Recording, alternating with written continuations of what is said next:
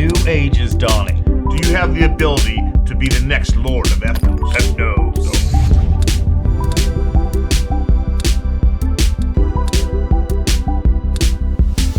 Welcome back to the Board Game Closet. My name's Jimmy. I'm Rod. If you have not subscribed to our YouTube channel yet, click the button and subscribe. And every single Thursday, we'll give you a brand new video review about an awesome board game. Or maybe it's not Maybe awesome. it's not awesome. Maybe it's not. In every single one of our video reviews, we do a simple buy it, play it, hate it rating.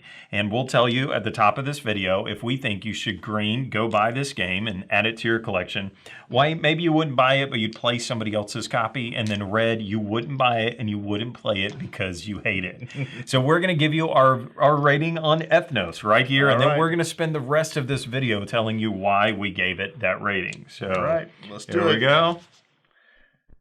All right. A green and a white. So, all right, so let's dive right into this and tell you how the game plays. And then as we're describing the game, we're going to talk about why I think you should buy this game and Rod thinks you should just play it. So, Ethnos is a really simple game to play. Don't let it fool you by the way that it looks. Maybe we could even start there, right?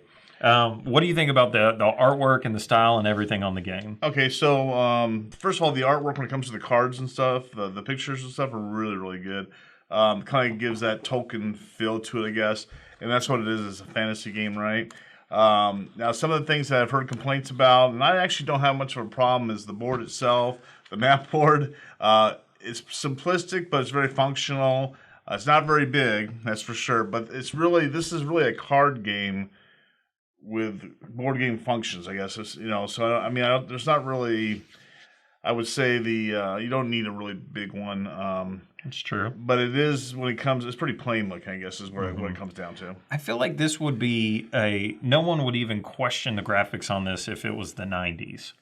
I feel like this came out in the 90s. Like this artwork, the look of the board and everything, they would have been blown away by it. But I just think, cool mini or not, giving us this bland of a board. Right. I just feel like they took this game from somebody else and said, let's send it to print. Sure. I think we're really talking about basically the board. Yeah. And maybe the pieces that are on the board itself. Like, what in the world is that? And these little plastic pieces. But when it comes to the cards and the artwork, I think they're very functional. I think they're very. I like the artwork when it comes to that part of it. Yeah, I would agree. I think that the cards are fine. It's just everything else is awful. Sure. To me, I think it's awful. But I still think you should buy it. They've got a nice instruction manual. Oh, man. Look at that.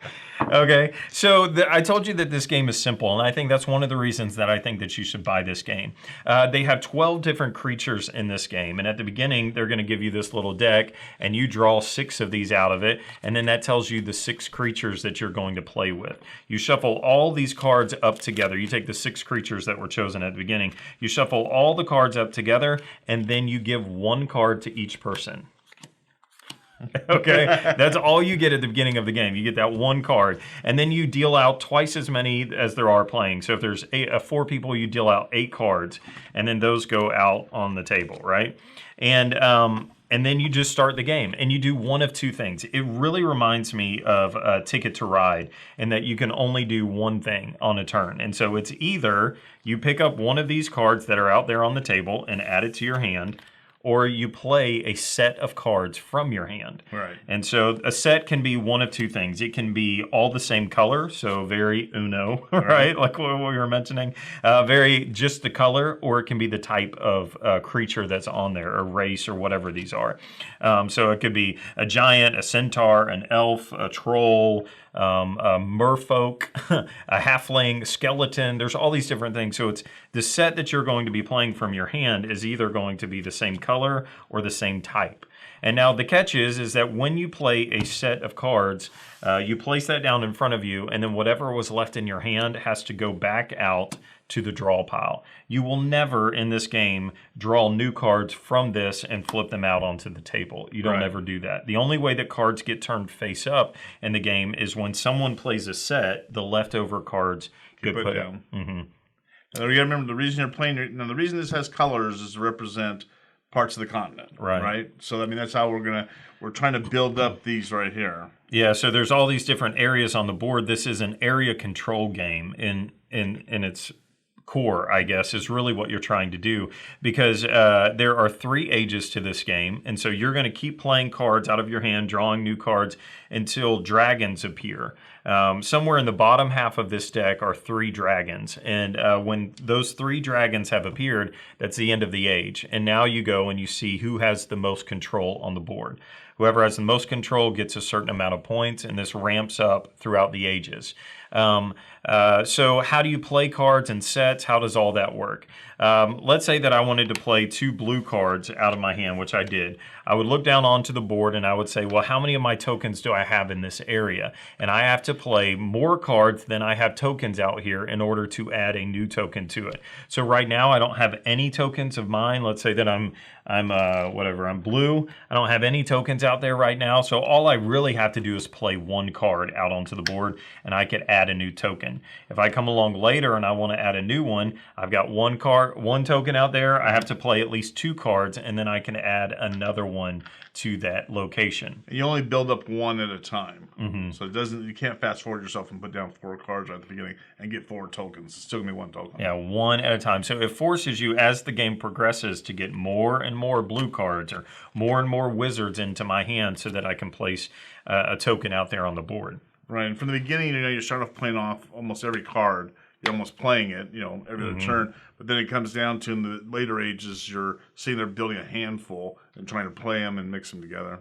So these sets, not only are you trying to do something out on the board, but each one of these people or characters, creatures, whatever, have a special ability to them. So when you create a set of cards, let's say that they're all the same color, I get to choose which one is going to be my leader. And so whichever card I put on top is the ability that I get. So like, let's say that I have the wizard. The wizard says that I draw an X amount of cards from the deck. So however big my set is, that's how many new cards that I get to draw off the top of the deck. Or if I hadn't chosen the wizard, if I would have chosen the elf, it says that I get to keep however many cards were in my set. Instead of having to get rid of the extra cards out of my hand, now I get to keep them. So each one of these creatures has a different ability that you get to use when you play that set. Right. And so you're trying to keep track of just a few things. And like we said, it's not complicated. Right. You're trying to keep area control. You're going to get points off of that. At the end of an age, you're also going to get points based off of the sets that you've created. Also very similar to Ticket to Ride in that if you played 1 card, it's not worth any points. If you play 2 cards, it's worth a point. If you go all the way up, if you had a set of 6 cards, you're going to get 15 points for that set. So there's multiple ways to get victory points there. Right, and then there's some... They're not. I guess these would almost be like expansions, but they kind of fill in the head. Yeah. Like the mermaid people, right? The mer people, the goblins, right? The giants. Exactly, and the giants. The trolls. These all do extra things. The trolls give you, break ties. Exactly. So there's different creatures, and based off of what you draw at the beginning, these might not even be in the game.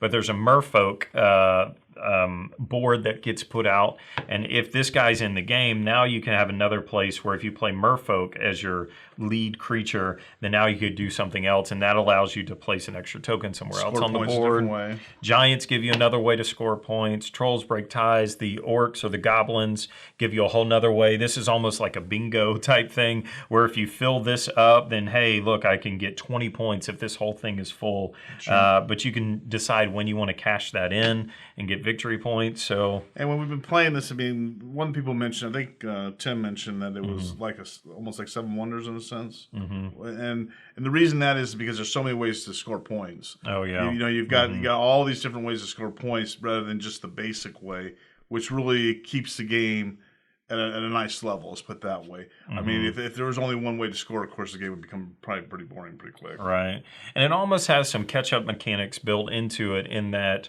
if somebody starts to lead the way in a certain area, it's going to be harder and harder for them to score another token to put out there, so it helps other people to be able to catch up to them, to say he's got to get 5 cards to be able to put something else there. I only have to put out 4. Sure. So it's a little bit easier for me to try to catch up to you. Okay, so now I guess we should talk about why we scored the way we scored, right? Sure, yeah. Okay, so I'm going to go ahead and go. The reason I did white, this game, I liked it very much. I do enjoy it. I would look forward to definitely playing it. I guess the only thing at times it seemed like you kind of mentioned Uno a little bit, that you can allow yourself, if you're not, if maybe you're new to board games or something, but I always make sure I keep all the flavor text and all that stuff involved in the game. That way it keeps us in that world. But it could easily just become all you're thinking in your head is how am I going to score points, how am I going to score points, and you don't even think about the actual characters and that type of thing, and all it is to you is just numbers and stuff, and it quickly becomes just kind of a math game, and that's my only issue with it. That it seemed like it was real close to be doing that. But, but I did enjoy the game very much. Yeah, I think the theme here is even the abilities that these people do aren't necessarily that tied to their character. The giants, maybe. You got the most giants, the big guys. Some of them, the halflings let you, there's tons of them. I mean, there's some things, the merfolk let you go around anywhere on the board. I mean, you can, but like what you're saying, the theme is very thin on top of this game. So I guess what I probably, things that we're talking about, like these tokens right here, I'm not even sure what they are, quite honestly. They're just like little checker pieces. And, you're just building up the numbers on them. It might have been kind of neat to have a little, maybe a little keep, and then becomes a castle, and then becomes, a city, and becomes, that way at least it keeps you in the feel of what we're doing exactly. But those type of things. But this type of stuff right here doesn't pull you into the game so much. But again, I did enjoy the game. I think the reason that I gave it a green is because there's 12 different things that you could put out there. They only use 6 per time. So there's going to be a whole bunch of different replayability in that you could choose exactly which ones that you want to play. Maybe you've played this a ton, and so you think you even know some combinations that you could get going in the game. But to me, I like that if you keep randomizing it. I like that they added in these extra ways to score victory points. Sure. Because like you said, if it was just I need 4 blues, I can place a thing there. Maybe that wouldn't be as exciting to me. But to me, I think that there's enough replayability in here, and it's so approachable. It is so like I can either draw a card or play sets out of my hand. That's all you can do on a turn. So I think the ease of that, I could pull somebody new to gaming up to this and we could play it. But yet I still think that there's enough meat on it because of all the different things I have to juggle to score victory points. So yeah, I would agree with you 100%. I mean, one thing that we noticed on here is that 14 and above age. And the game is simple. Oh yeah. It's just that the only complexity comes into how many different ways you can score. Maybe that type of thing. But it's not a difficult game in any way. Yeah. So buy it, play it. That's Ethnos. Exactly. There you go. So we got a lot more video reviews on our website, BoardGameCloset.com. We've got a Tuesday podcast that comes out every week, and you can find us on Facebook, Instagram, all that kind of stuff. Exactly. And like always, support your local hobby shop.